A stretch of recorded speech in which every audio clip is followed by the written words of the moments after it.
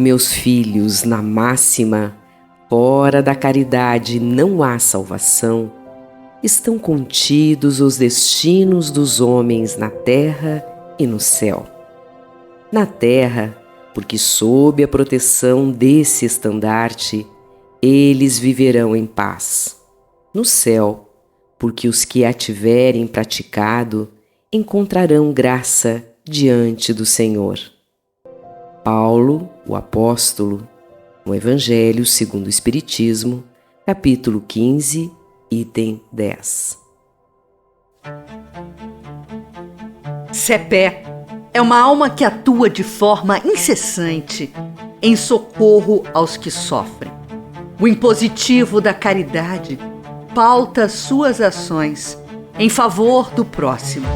Nesse episódio de Mensagens de Cepé, vamos dar vazão às memórias da amiga Maria Elizabeth Barbieri, médium e psicógrafa do livro Cepé, O Guerreiro da Paz, obra editada pela Fergues, e é repositório também das informações que nos ajudam a consolidar o projeto audiovisual Mensagens de Cepé.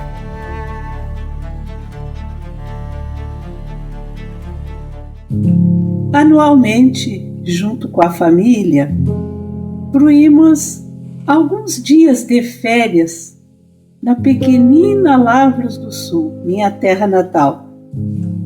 Ali, às margens do Camaquã, em meio à pujança das matas, o benfeitor Cepé tem nos proporcionado muitas lições e permitido participarmos de atividades espirituais muito belas.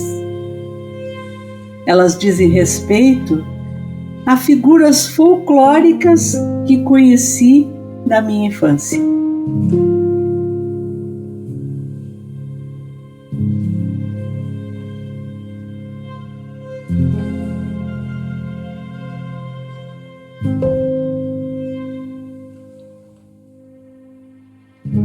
Que já nascera velha. Era assim que a minha mente infantil pensava sobre ela. Saia comprida, arrastando no chão, cabelos cacheados muito sujos, desencardida pela absoluta falta de higiene que caracterizava a sua mendicância. Revirava o lixo e carregava sempre restos de alimentos que recolhia nas casas da vizinhança.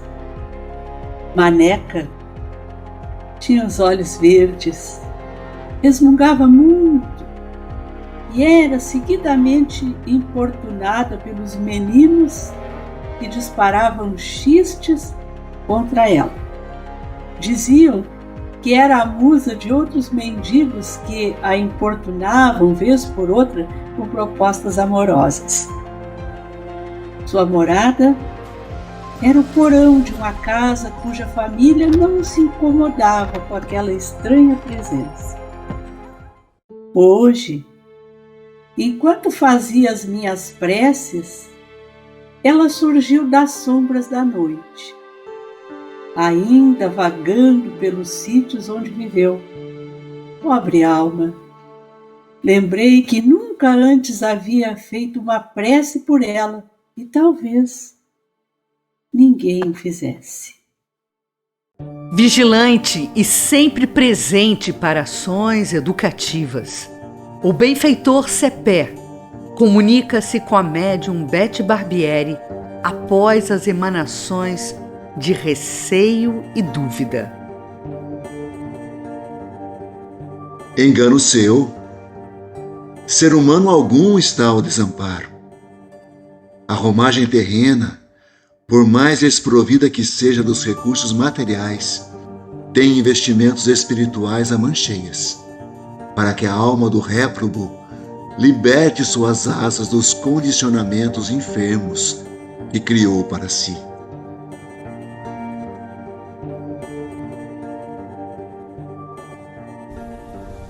A partir da fala lúcida impregnada de bondade de Cepé, a médium teve uma visão espiritual que mostrava a beleza de uma casa de fazenda, daquelas antigas do estado do Rio Grande do Sul, com janelas e portas imensas, em meio a um arvoredo de figueiras gigantescas.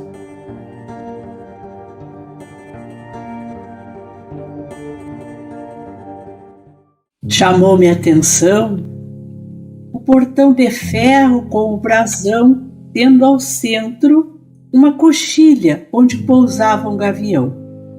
Impressionava o tamanho da construção. Muitos cômodos, nos quais eram dispostos móveis de consistência pesada e desconfortáveis para os padrões atuais, mas que à época seriam, por certo, os mais requintados. Os peitoris das janelas pareciam passeios, tal o tamanho e a largura de cada um.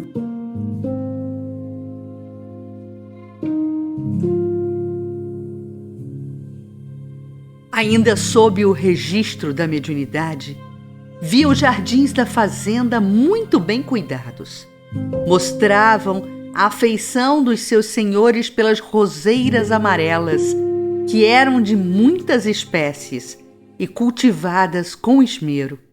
A varanda se abria para o pátio interno, onde ficava o poço que abastecia a casa e as senzalas. Mas, contrastando com a beleza do lugar, havia ali a sombra sinistra do tronco de castigo para os escravos. A lembrança de torturas físicas sempre me desconcerta, mas Cepé, percebendo o rumo dos meus pensamentos, logo interferiu e disse-me que o tronco naquela fazenda nunca fora usado. A bela sinhazinha repousava na cadeira, ricamente revestida com uma capa bordada com fios de ouro em seda puríssima. A moça era uma peça que não combinava com a construção imponente, mas sem requintes, e nem com um mobiliário que, embora torneado, era sóbrio. Ela parecia um recorte, retirado de uma corte europeia e engastado na paisagem tosca e singela do campo. A vida passa e eu aqui fico a observá-la sem maiores encantos. Uma solidão imposta na ausência de uma família.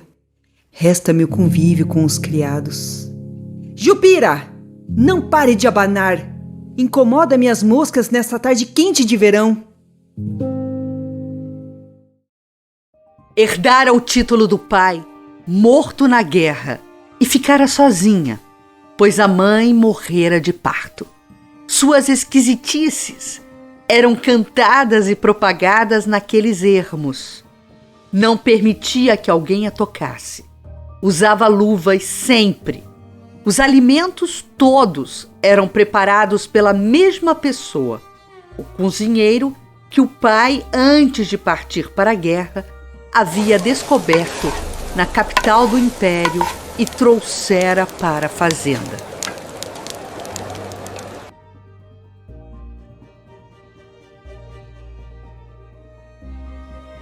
Corria de boca em boca que eu era um bruxo que praticava magia negra e impregnava com minhas mágicas a comida da condessa, e somente assim ela se alimentava e não morria de inanição.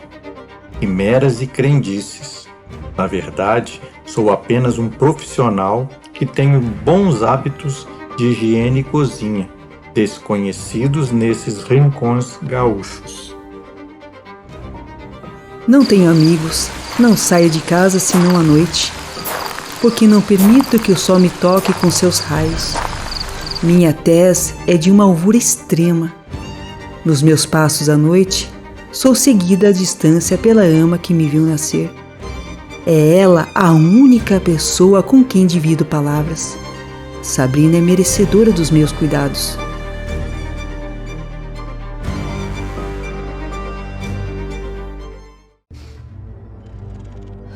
Eu sempre socorri a Sinhazinha nas crises de loucura. Eram assim interpretados os assédios longos que desfiguravam a pobre condessa, fazendo-a jogar-se de encontro às paredes do quarto. Eram transes de pavor quando falava com as sombras, balbuciando palavras desconexas, incompreensíveis. Eram horas a fio, ao termo das quais Inocência ficava desacordada, extenuada, herida. Alguns benzedores, o padre do vilarejo próximo, um médico da corte, foram por vezes chamados para curá-la. Sem sucesso, recomendaram sangrias, novenas. O padre Tomás Leandre era o que mais se mobilizava em seu auxílio. Filha minha, se queres te libertar de todo o mal, só há uma sola alternativa. Recolha-se no convento e fique sob a proteção da igreja. Eu me recuso veementemente a sair de minhas terras e trancar-fiar-me em um convento. Isso jamais! O último assédio foi numa noite em que o luar derramava sobre a terra o seu véu esplendoroso. Inocência, desvencilhando-se da vigilância de sua ama Sabrina, ganhou a planície. A fazenda em alvoroço acordou com os gritos da velha serviçal, pedindo socorro. Os peões, capatazes e criados da casa corriam sem rumo pelos campos atrás da condessinha, sem êxito. Com as primeiras claridades do dia, lembraram-se daquele lugar cuja visão passava pela mente de todos, mas ninguém ousava mencionar. Em silêncio, o cortejo dirigiu-se para a Pedra do Adeus. Assim, era chamado o precipício que distava algumas léguas da sede da fazenda e onde muitas vezes os peões recolhiam reses que lá se precipitavam e morriam. Ali, diziam, o pai de Inocência havia lançado alguns desafetos do passado nas lutas pelas terras, e também alguns desaparecidos da redondeza foram lá encontrados sem vida, denotando um local procurado para suicídios ou acidentes fatais.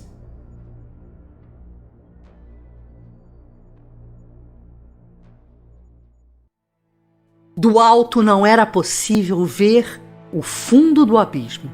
Uma longa trilha em descida levava a uma clareira, onde eram não raro encontrados os vestígios daquilo ou daqueles que se jogavam do alto.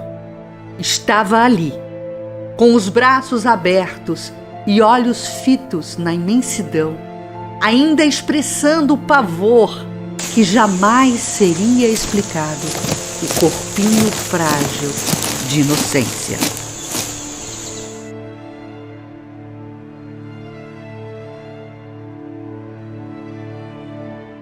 Revela no cepé que a história da desventurada Condessinha é a sequência dos crimes e equívocos de uma alma que aquela reencarnação atenuou, mas não impediu a consciência culpada de imantar pelo remorso o ódio de suas vítimas.